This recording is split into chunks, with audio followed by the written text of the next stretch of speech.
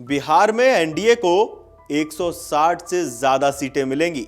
बचा खुचा सब में बटेगा।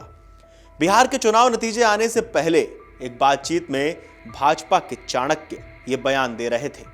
इस बयान के पीछे उनका भरोसा और चुनावी बिसात पर शहमात के खेल में विपक्षियों को पटकनी देने की उनकी रणनीति बोल रही थी। बिहार चुनाव के नतीजों में जब एनडीए 200 पार पहुंच गई और भाजपा सबसे बड़ी पार्टी बन गई तो यह साबित हो गया कि केंद्रीय गृह मंत्री अमित शाह ही पार्टी के असली चाणक्य हैं।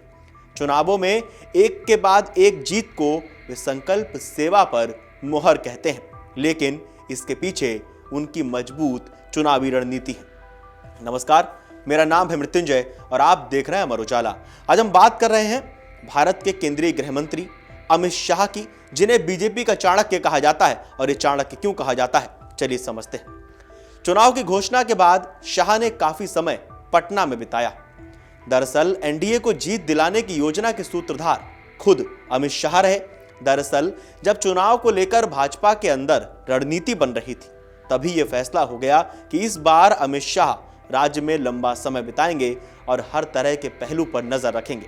शाह ने बिहार में चुनाव की तैयारियों को परखने के लिए 19 दिन बिताए। इसके बाद बात करते हैं कि रणनीति ऐसे बनाई कि बिहार में सत्ता विरोधी लहर की धारणा न बन पाए। कैसे? बिहार में एनडीए को लेकर फैली एंटी इनकम्बेंसी को खत्म करने के लिए अमित शाह ने सबसे पहले नीतीश कुमार के नेतृत्व में चुनाव लड़ने का नारा दिया। इसके जरिए जदयू और भाजपा के नेताओं के बीच समन्वय स्थापित किया गया और तय हुआ कि दोनों ही दल अपनी योजनाओं पर जोर शोर से प्रचार करेंगे। फिर चाहे नारी शक्ति से जुड़ी योजनाएं हो या युवा शक्ति की आवाज उठाने की बात, शाह ने तय किया कि इन योजनाओं के जरिए एनडीए एकजुट रहे और उसके खिलाफ सत्ता विरोधी लहर भी ना बन पाए। तीसरा पॉइंट, चिराग और बागियों को मनाया।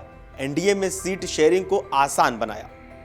शुरुआत के दिनों में जैसा लग रहा था, बताया जाता है कि इनमें से 3 दिन जब वे पटना में रुके थे, तब उन्होंने बागी नेताओं को मनाने के लिए अपने पूरे शेड्यूल को ही बदल दिया और किसी कार्यक्रम में शामिल नहीं हुए। शाह की बागियों को मनाने की इस पहल ने तय किया कि भाजपा के खिलाफ उसके अपने ही नेता ना खड़े हो जाएं और मुकाबले में पार्टी अपने लिए ही ना मुश्किल खड़ी कर ले। उस दौरान उन्होंने 100 से ज्यादा बागियों के साथ बैठक की और सभी को बगावती तेवर खत्म करने के लिए मना लिया। शाह ने इसके लिए कई नेताओं से निजी तौर पर मुलाकात की और आगे की रणनीति तैयार करने पर ध्यान दिया। इतना ही नहीं, अमित शाह ने एनडीए की ही 2 साथी पार्टियों जदयू और लोजपा यानी रामविलास के बीच दूरियों को पाटने में भी अहम भूमिका निभाई, ताकि 2020 में जदयू को चिराग की वजह से हुए नुकसान की भरपाई की जा सके और एनडीए की सीटें बढ़ाई जा सके। दरअसल चिराग पासवान अपने लिए कम से कम 40 सीटों की मांग कर रहे थे, लेकिन शाह की बात मानते हुए लोजपा आखिरकार 29 सीटों के लिए मान गई। इस तरह हम के जीतन राम मांझी और राष्ट्रीय लोक मोर्चा यानी रालोमो के उपेंद्र कुशवाहा को साथ रखकर शाह ने गठबंधन को एक रखने में बड़ी भूमिका निभाई। अब बात करते हैं, पार्टी अध्यक्ष नहीं लेकिन चुनावी रणनीति के सूत्रधार शाह ही होते हैं। कैसे? और यह हर चुनाव में हमें देखने को मिलता है कहीं ना कहीं। बिहार की जीत से पहले अमित शाह ने हरियाणा और महाराष्ट्र के चुनाव को भी संभाला था, जहां महाराष्ट्र में भाजपा के नेतृत्व में मायावती ने न सिर्फ शिवसेना और अजित पवार के नेतृत्व वाली राकांपा को न सिर्फ साथ रखना सुनिश्चित किया, बल्कि महाविकास अघाड़ी को सत्ता विरोधी लहर का फायदा उठाने से भी रोका।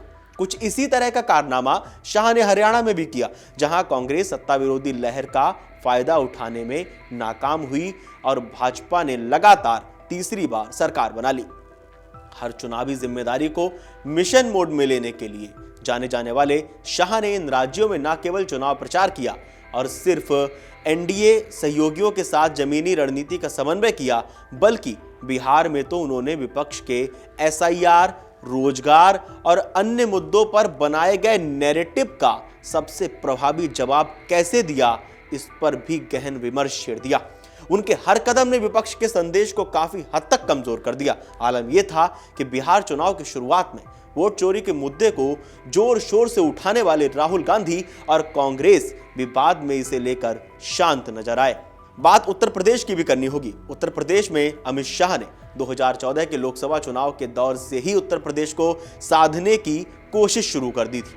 दरअसल लोकसभा में सीटों के लिहाज से यूपी सबसे बड़ा राज्य है, यानी किसी भी पार्टी की जीत का रास्ता उत्तर प्रदेश से ही होकर जाता है। ऐसे में शाह ने भाजपा की जीत सुनिश्चित करने के लिए एक बहुस्तरीय संगठित चुनावी रणनीति लागू की। उन्होंने सबसे पहले बूथ स्तर पर पन्ना प्रमुख मॉडल को मजबूत करने का काम किया। इसके तहत हर एक मतदाता सूची पर एक कार्यकर्ता को जिम्मेदारी दी गई। इससे भाजपा मतदाताओं तक सीधे और नियमित संपर्क बना सके। शाह ने यूपी की जातीय राजनीति को बारीकी से समझते हुए सियासत को हिंदुत्व की तरफ बढ़ाने का भी काम किया। साथ ही गैर यादव, ओबीसी, गैर जाटव, दलित और अति पिछड़ी जातियों को भाजपा के हिंदुत्व और विकास गठबंधन में शामिल करने पर ध्यान दिया। इससे पार्टी का सामाजिक आधार काफी बढ़ा। इसके बाद उत्तर प्रदेश के विधानसभा चुनाव में शाह ने चुनाव प्रचार का नैरेटिव 2 स्तरों पर तैयार किया। पहला, हिंदुत्व और कानून व्यवस्था जैसे मुद्दे, और दूसरा, केंद्र की योजनाओं को विकास मॉडल के रूप में पेश करना। विपक्ष के खिलाफ उन्होंने लाभार्थी योजनाओं, मोदी सरकार की लोकप्रियता और जातीय संयोजन के जरिए कमजोर करने की कोशिश जारी रखी। इस तरह यूपी में शाह ने भाजपा की लंबे समय तक खोई जमीन को दोबारा स्थापित करने में अहम भूमिका निभाई। मध्य प्रदेश में कमलनाथ की जीती बाजी पलट दी। कैसे? देश भर में जब नागरिकता संशोधन कानून यानी सीएए को लेकर विरोध प्रदर्शन चल रहे थे, उस दौरान अमित शाह मध्य प्रदेश में लंबे समय बाद सत्ता में लौटी कांग्रेस को हटाने के लिए तैयारियों में जुटे थे। दरअसल ये वो दौर था जब मध्य प्रदेश में विधानसभा चुनाव में जीत के बाद कांग्रेस ने कमलनाथ को मुख्यमंत्री बनाने का फैसला किया था, जिससे कुछ समय बाद ही ज्योतिरादित्य सिंधिया के समर्थक नाराज दिखने लगे थे। कांग्रेस में इसी तनाव को पहचानते हुए शाह के नेतृत्व में भाजपा ने राज्य में फिर सरकार बनाने की कोशिशें शुरू कर दी। इसके बाद हुआ कुछ यूं कि सिंधिया से जुड़े 22 कांग्रेस विधायकों के इस्तीफे से कमलनाथ सरकार बहुमत खोने की कगार पर पहुंच गई। यह घटनाक्रम कांग्रेस सरकार के दिसंबर 2018 में सीमित बहुमत से सत्ता में आने के बाद से चर्चा में हो रही ऑपरेशन लोटस की अंतिम कड़ी माना जाता है। कहा जाता है कि इस पूरे ऑपरेशन की रणनीति अमित शाह ने खुद तैयार की थी।